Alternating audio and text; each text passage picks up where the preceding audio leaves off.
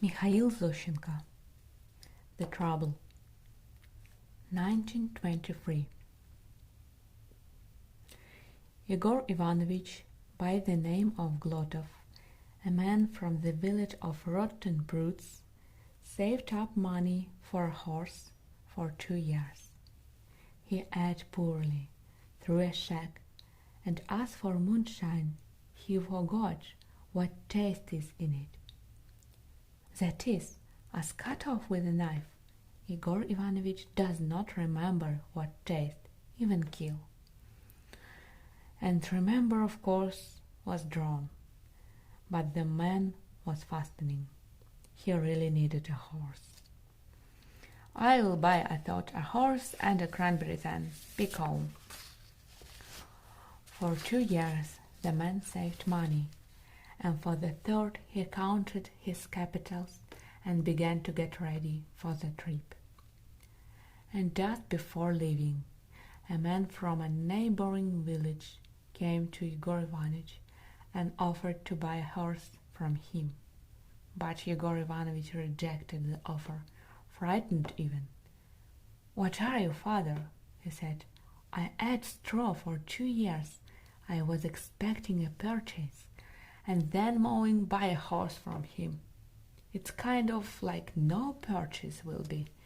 No, don't scare me, brother. I'd rather go to the city, truly too."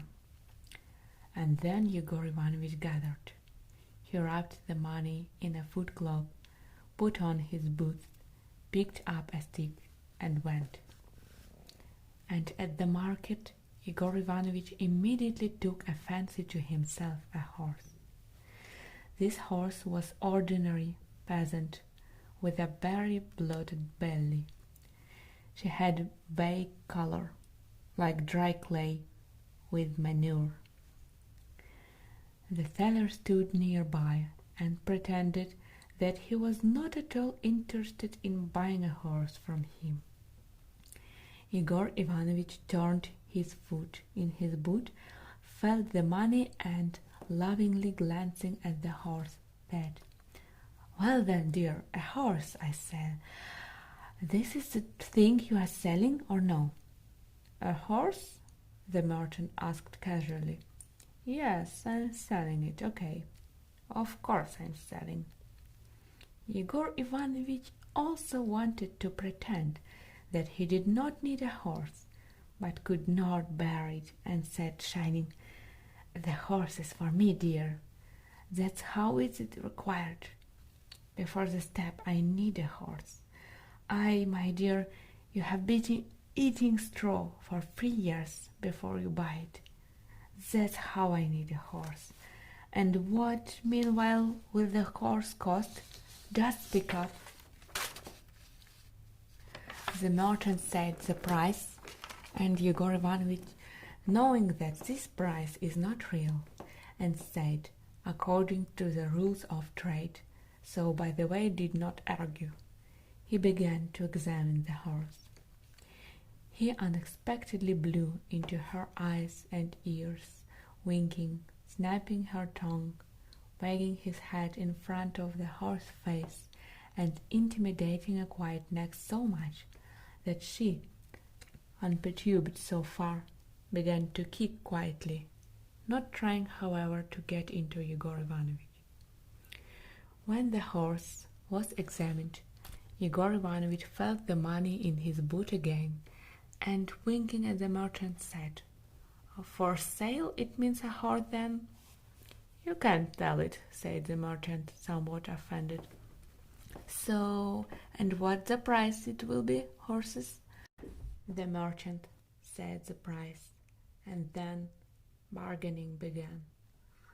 Yegor Ivanovich clapped himself on the boot leg, took off his boot twice, pulled out money, put it on again twice, swore, wiped his tears with his hand, said that he had been breaking straw for 6 years, and that he needed a horse before the cut, and trader was slowing down the price. Finally they agreed on the price. "Take it, okay," said the merchant. "A good horse. and the sweet is large, and the color, pay attention to how tempting.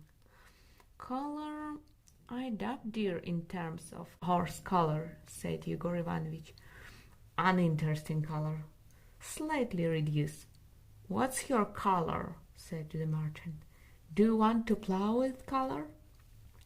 Struck by this argument, the man looked dumbfounded at the horse, threw the head to the ground, crushed it with his foot, and shouted, "Let it go, okay!" Then he sat down on a stone, took off his boot, and took out the money. He counted them for a long time and regretfully, and handed them to the merchant, slightly turning his head away.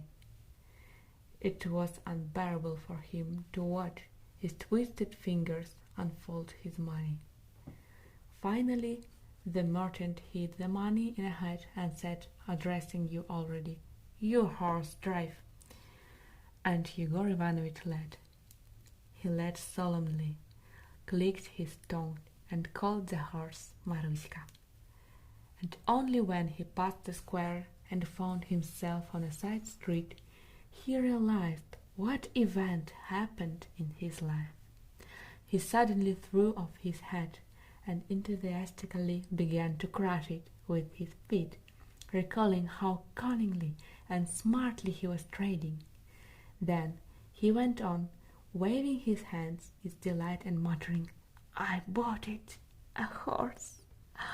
An honest mother confused a merchant.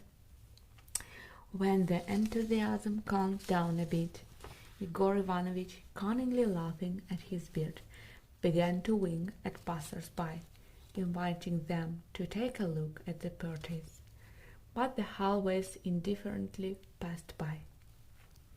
If only a countryman for sympathy, if only I would meet a countryman, thought Yegor Ivanovich. And suddenly he saw a little-known peasant from a distant village. "Come!" shouted Yegor Ivanovich. Come here soon!" The black man reluctantly approached him and, without saying hello, looked at the horse. "Here, I bought a horse," said Yegor Ivanovich. "That's the point, dear," said Yegor Ivanovich. "I didn't have a horse. If I had, I wouldn't bother. Come, I want to treat you." "To fling me?" asked the fellow countryman, smiling. "Can. It's possible. What can they can in the berry or what?" Yegor Ivanovich nodded his head, slammed himself on the bootleg, and led the horse along. Countryman walked in front. That was Monday. And on Wednesday morning, Yegor Ivanovich returned to the village. There was no horse with him. The black man escorted Yegor Ivanovich to the German settlement. "You do not grieve," said the man. "You did not have a horse, and it's not a horse. Well, I drank that thing. But brother jumped out. There is something to remember." Yegor Ivanovich walked silently, spitting out a long yellow saliva. And only when the fellow countryman, reaching the settlement, began to say goodbye, Yegor Ivanovich said quietly, "And my dear, for 2 years I burst straw, in vain." Countryman angrily waved his hand and went back. "Wait!" suddenly shouted Yegor Ivanovich in a terrible voice. "Wait, uncle, honey!" "What do you want?" the man asked sternly. "Uncle, dear brother," said Yegor Ivanovich, blinking eyelashes. "How is it?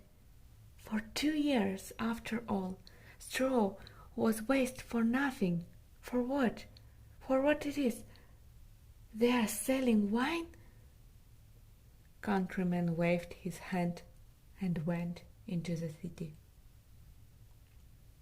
Mikhail Zoshchenko The Trouble, 1923.